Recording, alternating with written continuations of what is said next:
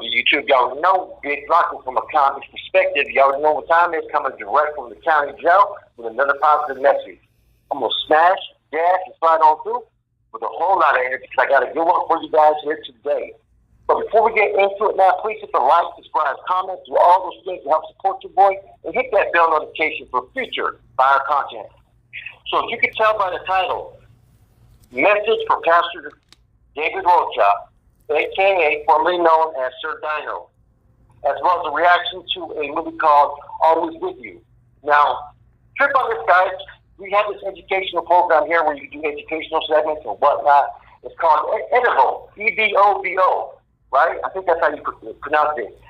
And, you know, I'm taking psychology courses, I'm taking math courses, I'm taking Bible studies, I'm doing 12-step work, I'm doing all kinds of different things. I've accumulated, since July 3rd, over 100 hours and like over 100 some certificates and different courses I take. So, guess what I find on there? I find Pastor Rocha has a series called Unbarred, right? Christ. And he has 10 videos. He also has 2 movies. Always With You, which has his daughter, as well as it has ALG, the former rapper from Los Banos. And also has the Kill White movie on it. I'm going to talk about the Kill White movie in a second. I've done a reaction with that before, but that's Big Paul's movie. But let's get back to this little message I have for Pastor Rocha. You know, excellent movie. You know, excellent movie. It's kind of interesting because ALG stars in it, and it has Pastor Rocha's daughter. She's playing Isabel, and ALG's Lalo. Now, the character that ALG's playing, you know, he's a rapper from Darkman Familia. It's interesting because about 4 years ago, I was on a 3-way call with Gunner from Gunner Collective, okay? And we were actually talking to ALG. And I remember I brought up a concert that happened in San Juan Bautista, right? And this was a concert where shit almost got out of hand when someone that came with us, who was, you know, an associate of the San Jose Regiment, we showed up to the San Jose Regiment, the Smith Regiment showed up together. We invited the students to go with us, and one of them came with us. And an incident almost kicked off over there when one of ours slapped some blood that was from Merced that was running the whole the concert, right? Trying to tell one of our people to leave and stuff, and we almost kicked into a big old melee. And then me and the homeboy, I'm not going to say his name, but he was part of the San Jose Regiment, myself. We kind of intervened in it. Next thing you know, never them, or they're breaking us off like LSPDs and, you know, showing gratitude and appreciation. I've done a video on this before, this whole incident, right? But I remember I was talking to him, and I told him about ALG. And ALG was just, he remembers it, and he was just, at that time, you know, he was slurring, you could tell he was drunk, and Gunner ended up hanging up on him. You know, we're like, damn, dude, that was drunk, you know? And it's good to see him now in a video years later, man, playing the role of almost, he was playing a role of almost how he was living. You know what I'm saying? And like I said, it had an excellent storyline to it, man. It's about, you know, someone losing their brother, their dad, and they start to hate God. Okay? They start to have resentment towards God and all that. In a lot of ways, I can relate to it.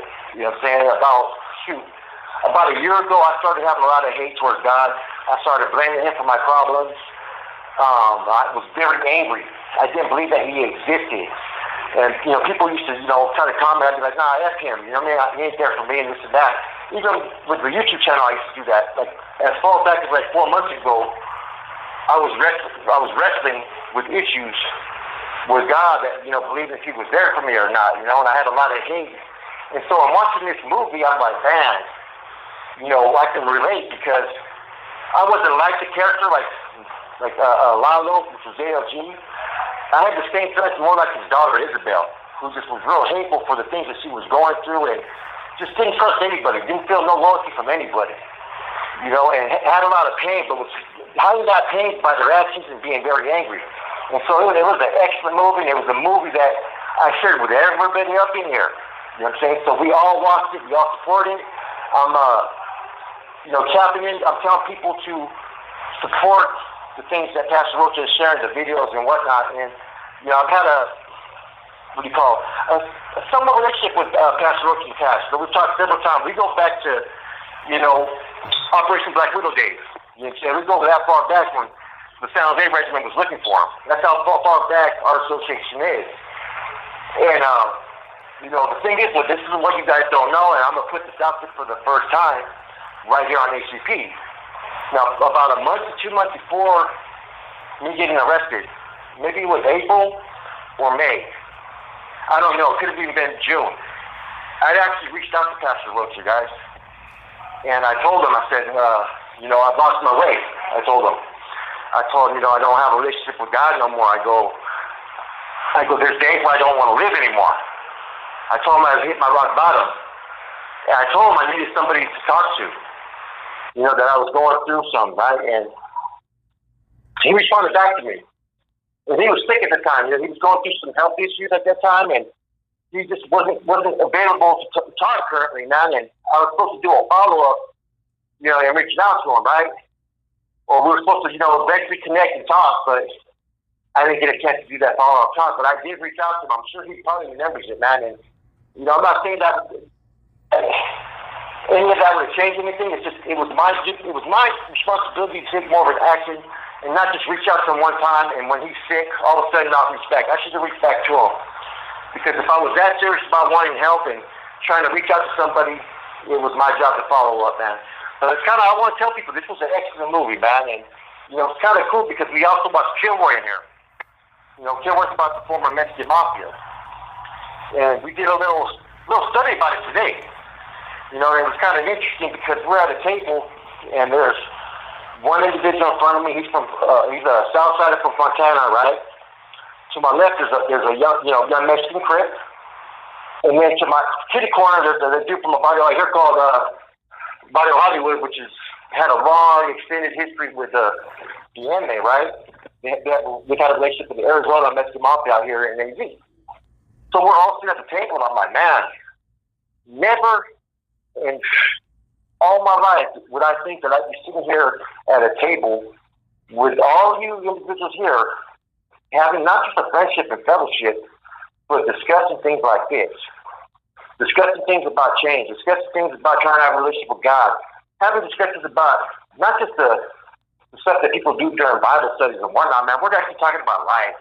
Things about how to help each other and show moral support and what we need to do from here on out, whether we're in prison for the rest of our lives or if we're on the streets. And it's a great thing to see, man. And I've never, ever experienced that anywhere in my life. You know, like my magic said previously, you know, he's never been in a pod where there's that many people, right, who have that type of direction and initiative to pursue, you know, a different route as opposed to what they normally choose, you know. And like I said before, there's about 4 of us, and we're from all walks of life, you know, from different areas. I mean, 2 of them traditionally probably would be enemies out there on the streets or in prison if we were in California. But in here, we're able to coexist, and here we're able to do all the positive things. So it was great to see Pastor Rocha, these movies that he has put out there, as well as a couple of the podcasts. I'm asking him to put more on there, man, because we're all tuned in. You know, I'm rounding the troops in here. I'm letting people say, look, man, you got to check out the Pastor Rocha over here. You got to watch this movie Kilroy that Big Paul put out there. You got to watch this Always With You, you know, which is a saying, I guess, that Jesus said at one time, always with you. And the movie has a great message, you know. And it was well shot. It has a good plot. You know, only part that I'll sit there and tell Pastor Rocha he needs to fix a little bit is, I think, his character Lalo, I think he was crying a little bit too much, a little bit too soft in the movie. You know, didn't have to have him that down and out. I think they kind of overplayed it a little bit.